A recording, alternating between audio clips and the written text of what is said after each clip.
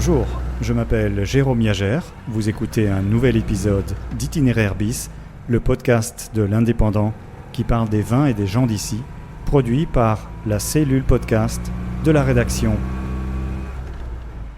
Bon, l'heure est à nouveau aux retrouvailles entre amis, entre copains, aux réunions de famille, dans la maison de campagne, à la plage, aux halles de Narbonne, de Carcassonne ou de Perpignan, avec ou sans masque, selon le degré d'intimité ou l'espace de distanciation. Mais en tout cas, autour d'un verre que l'on voudrait forcément léger, gourmand, ni trop cher, ni trop prétentieux, un vin de tous les jours en somme. Dès la fin du confinement, je me suis rendu dans le cœur du Minervois, au domaine des Oms, un lieu-dit qui parle d'ormeau-occitan, qui se trouvait là où Anne et Jean-Marc de Crozal ont planté sur leurs 20 hectares d'un seul tenant des oliviers, des lavandes, des amandiers, et où ils entretiennent, bien sûr, c'est la 3e génération, autant d'hectares de vignes. Le domaine des Oms, donc, H-O-M-S, est situé entre Carcassonne et Narbonne, entre Périac-Minervois et la Rodorte, sur une terrasse de galets roulés, au pied de la montagne Noire, perdue dans les vallons du Minervois, que Jean-Marc aime sillonner avec une 2 chevaux bleus, héritée de sa grand-mère.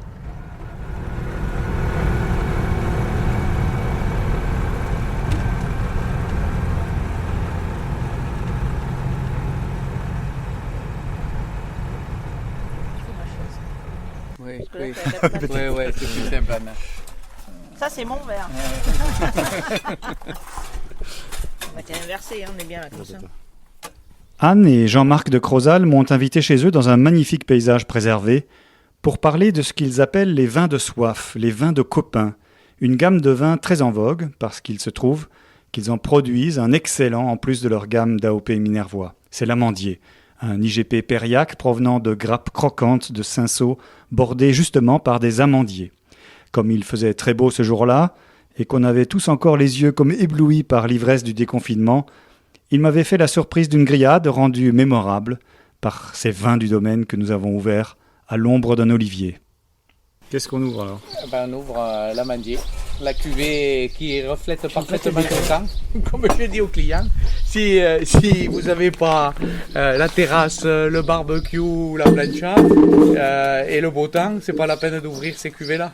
Voilà, cette cuvée-là. Alors c'est le Cinsault, oui, vieux cépage local. Que Anne m'avait gentiment, je vais dire prêté, mais je l'ai bu, donc je ne peux pas le rendre. Mais qui est excellent. Alors pourquoi il est si bon et pourquoi on dit vin de soif ? À la base, c'est un cépage qui est surtout utilisé dans la région ou en Provence pour faire des rosés. Et pourquoi il est utilisé pour faire des rosés ? Parce que c'est un cépage déjà un raisin de table. C'est un gros grain, c'est un raisin de table. Donc l'avantage d'un raisin de table, c'est que c'est très aromatique, c'est très fruité, ça a beaucoup de jus. Et c'est des vins de ce fait qui donnent ce qu'on appelle des vins un peu plus oxydatifs. On se rapproche un peu des cépages comme le pinot, comme le gamay. D'ailleurs, on dit que c'est le gamay du Languedoc ou le pinot du Languedoc, ce cépage. Donc c'est le gros avantage, c'est que ça donne des vins qui sont très fruités, c'est pour ça qu'on le met dans le rosé. Mais moi j'ai décidé de le faire en un vin rouge, pour donner un rouge de soif, un rouge d'été. On peut appeler ça aussi aujourd'hui des vins de copains ou des vins de soif. Mais qui ne sont pas nécessairement des vins légers. Pas en alcool. Voilà, pas en alcool. Alors, c'est des vins qui font entre 13 et 13,5. On est loin des vins à 11 degrés. Il faut dire qu'à la base, c'est un cépage quand même qui est méditerranéen. Et si tu ramasses un cépage méditerranéen pas mûr, tu n'auras pas le fruit. Il y a certains cépages qu'on peut ramasser avec un peu plus tôt et qui amènent le fruit. Mais sur un cépage espagnol ou languedocien, sans maturité, on perd tout le fruit. Après, tout est dans l'équilibre. Ah, l'équilibre. On en a parlé, pas seulement celui du vin, mais aussi celui de nos 2 chevaux. Je lui disais que j'avais une vieille brochure publicitaire dans laquelle Citroën affirme que son véhicule tient la route, même sans la route. Un concept révolutionnaire qui est aujourd'hui celui des SUV bien sûr, garanti à l'époque, dès les années 60 donc, par les roues indépendantes de la 2 chevaux, à la répartition équilibrée de leur masse, leur rapport poids-puissance qui leur confère une adhésion stupéfiante. Voilà pour l'équilibre, qui est pas toujours là où on le croit. Alors, un vin léger mais riche en alcool, comment ça marche? Cinsault, Citroën et SUV, même combat? L'avantage du Cinsault, c'est que c'est un cépage méditerranéen et que les cépages méditerranéens, quand ils sont sur des terroirs secs et arides, on a des vins qui sont équilibrés. On a le fruit et on a l'équilibre, contrairement à des cépages qui sont plutôt du centre de la France et qui, eux, ont besoin de moins de soleil. Et s'ils sont implantés chez nous, ces cépages-là, attention à la lourdeur et à l'alcool. Alors que le Cinsault, même s'il fait très chaud, il garde son équilibre, un peu comme le Carignan. Mais le Carignan est un cépage réducteur, alors que le Cinsault est un cépage oxydatif. Et souvent, à l'époque, on assemblait le Cinsault et le Carignan pour trouver l'élégance dans les vins de la région. D'accord. On va le goûter alors. Allez.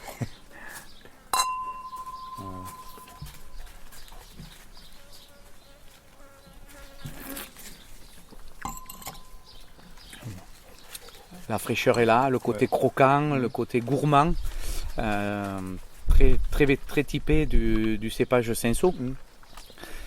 Certes, il donne des belles choses en rosé, mais il donne d'excellents résultats sur des rouges avec des petits rendements, sur des terroirs un peu secs, un peu arides. On a beaucoup d'élégance sur ce cépage. Et oui, alors, pour la vinification, c'est pareil qu'en rosé alors ou comment tu fais pour obtenir cette légèreté? Et puis, en effet, en le buvant, c'est plus du jus de raisin. Bon, évidemment, c'est du vin, mais ça fait très jus frais. Voilà. Tout simplement parce qu'on essaye de le vinifier sur des macérations très courtes, sur des températures très basses. Donc c'est des vinifications traditionnelles, il n'y a pas de macération carbonique sur la cuvée Lamandier. Et le fait de le vinifier à basse température, on garde le côté croquant, un petit peu comme des rosés, des macérations courtes pour éviter d'extraire les tanins. On n'est pas là pour faire un vin de garde, on est là pour faire un vin de terrasse ou un vin de copain. Je pense que ce type de vin est l'avenir. On peut avoir une gamme minervois, typé minervois avec la concentration, la richesse, la matière, les jolis tanins. Mais je pense qu'aujourd'hui, il faut avoir aussi dans sa gamme ces vins de soif parce que il y a des jours comme aujourd'hui, on est sur la terrasse à l'ombre avec les premières cigales qui sont arrivées. Et faisant l'apéro, une saucisse, une grillade, puisque on va faire du canard en brochette, des brochettes de canard. Et je trouve que c'est le vin parfait pour ce type d'accompagnement. Voilà. Ça c'est aux chèvres, c'est pas moi qui l'ai fait. Hein. Ah oui. Et ça c'est brandade. Oh. Ça c'est moi qui l'ai fait. Brandade, vin rouge. Ah ouais. Ah bah oui. C'est top. Hein. Top. Mais c'est le type de vin où tu n'as pas besoin de réfléchir. Non. À la base, quand on a créé cette cuvée... Vous l'avez créé parce qu'il y avait des clients qui le demandaient? Ou parce que vous avez analysé le marché, tout ça? On a une responsable export qui est Fanny Breuil. Et cette responsable export, elle nous a dit... pour les États-Unis, il faudrait un vin plus facile, plus élégant, des vins... Quand ils regardent la télé, aux États-Unis, ils boivent un verre de vin. Alors que chez nous, non. On n'a pas les mêmes habitudes de consommation. Et devant la télé, il faut des vins souples, élégants. On n'est pas obligé de manger pour boire un vin. Oui, il n'y a pas ce rituel. Ce rituel que nous, on a ici. Ou dans... de la table. Ouais. Et donc, du coup, elle nous a dit, c'est bien que vous réfléchissiez, si vous pouvez, à ça. Voilà. Et donc, on avait planté du Cinsault. On a dit c'est peut-être l'occasion d'essayer un vin rouge au lieu de le mettre dans le rosé. D'accord. Au contraire, on va partir dans l'autre sens et on va faire un vin rouge. Alors, du coup, parce qu'on a déjà fait une émission sur le rosé avec le caviste de Montaulieu, Adrien Mould, Vous avez un rosé aussi. Oui, aussi. On a un rosé. Et est-ce que là, ça prend pas la place du rosé, justement? Non. Le rouge. Pas du tout. Pas du tout, parce que la clientèle rosé, elle veut du rosé. Et elle n'en démord pas. Mais à côté, il y a des gens qui n'aiment pas le rosé. Ou qui disent, moi, le rosé, c'est pas un vin, ou c'est pas mon truc. Ouais. Et ça, on le voit de plus en plus en salon. Et je pense que ce type de vin rouge peut correspondre à remplacer quelque part. D'accord. Parce qu'on a la fraîcheur, parce qu'on a l'équilibre, parce qu'on a le fruit, parce qu'on n'a pas de tanin. On est pour moi dans ce type de... Mais un peu plus de fruits ou de... Ouais, enfin, même, comparé à un rosé, par exemple. Donc cette cuvée l'amandier, avec votre rosé, la différence, elle se joue sur quoi? L'amandier est fait avec du cinsault, alors que le rosé, c'est un minervois et c'est fait avec du grenache essentiellement. Ouais, et un petit peu de cinsault. Donc... Non, deux cépages vraiment. La priorité, elle est de garder aujourd'hui ce vieux cépage local et de le garder pour faire ce vin de soif. Oui, d'accord. Et il y a un marché puisque quand on a commencé à faire ça, c'était cette cuvée-là, l'amandier, c'était il y a 2013, 2012 par là. Pour les États-Unis, on avait fait une quinzaine, vingtaine d'hectos en bouteille. Et aujourd'hui, la France n'en voulait pas. Et la France ne voulait pas de ce marché-là. Le marché français ne voulait pas en entendre parler. Ouais. À la fois nos particuliers, nos cavistes, nos restaurateurs, ils disaient non. Ça, c'est trop léger. C'est trop léger. Ça va pas, machin. Et puis, donc on a commencé avec ces 20 hectos et à les faire pour l'export. Et puis ça a commencé un petit peu, les bars à tapas sont devenus à la mode sur Paris, sur les grandes villes. Ah, d'accord. Voilà. Ça vient par les bars à tapas. Ouais, c'est venu un peu par la bistronomie. Voilà. La bistronomie, mais comme les halles à Narbonne, Béziers. Voilà, tout à fait. C'est venu un peu comme ça.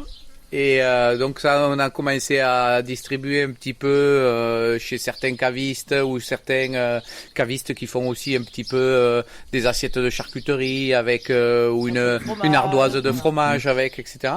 Et ça a bien démarré. Et puis après, ces vins-là sont devenus un petit peu plus dans l'air du temps, on va dire. On en retrouve de plus en plus. Ces vins un peu légers, festifs. Sans trop de tanin, beaucoup de goût, un peu d'alcool, mais pas trop. Voilà. On en retrouve de plus en plus avec souvent des étiquettes un peu plus décalées que les gammes traditionnelles. C'est un peu plus des vins marketés, on va dire. Hein. C'est intéressant parce qu'il y a aussi cette mouvance. Donc dans l'Indépendant, on avait fait un article là-dessus sur les vins nature. Parce qu'il y a un film, il y a un Narbonnais qui a sorti un film sur les vins nature, très rock'n'roll. Et justement, leur esprit, donc là, c'était sur un groupe de vignerons qui est dans les Pyrénées orientales. L'esprit, c'est un vin sans prétention, enfin, comme on dit, un vin fait donc avec rigueur, mais quand même buvable tout de suite et avec des étiquettes rigolotes. Enfin, il y a souvent des jeux de mots, des choses comme ça. Et ça, il y a une grosse mode pour ça, visiblement. Il y a une caviste qui s'est installée à Carcassonne qui fait que ça, et ça marche assez bien. Dominique, je ne sais plus comment elle s'appelle, mais voilà, dans la rue Aimé Ramon, elle a donc plein de références de vin nature et ça marche très bien. C'est vrai que c'est des étiquettes qui sont souvent plus marketées, des vins un peu plus marketés. Alors que là, ce que je cherche, pour moi, dans cette gamme de vins là, il y a beaucoup de vins industriels. Et après, il y a des vins de terroir. Aujourd'hui, ces vins industriels, c'est des vins légers qui correspondent aujourd'hui à une grosse partie du marché et qu'on va essayer d'amener un peu de largeur avec des copeaux, le côté de sucrosité, de rondeur avec des copeaux. Mais c'est des vins qui ont rien sur la longueur, qui sont tout en largeur. Et c'est des vins pour moi qui sont complètement maquillés. Et c'est pas du tout nous ce qu'on cherche. Nous on est vraiment sur l'effet terroir, sur l'effet cépage. Et c'est des vins, tu finis pas la bouteille. le lendemain ou 2 jours après, tu gardes le fruit, tu gardes l'élégance, tu gardes tout ce côté-là. Ces vins que j'appelle industriels et qui sont tenus par les copeaux, on va dire, où on a amené la sucrosité et un peu l'aromatique. Le lendemain, quand tu les ouvres, honnêtement, c'est de l'eau et l'alcool, quoi. Ils ne tiennent pas. Voilà la différence que je trouve entre ce qu'on peut trouver sur le marché aujourd'hui et ce que je fais.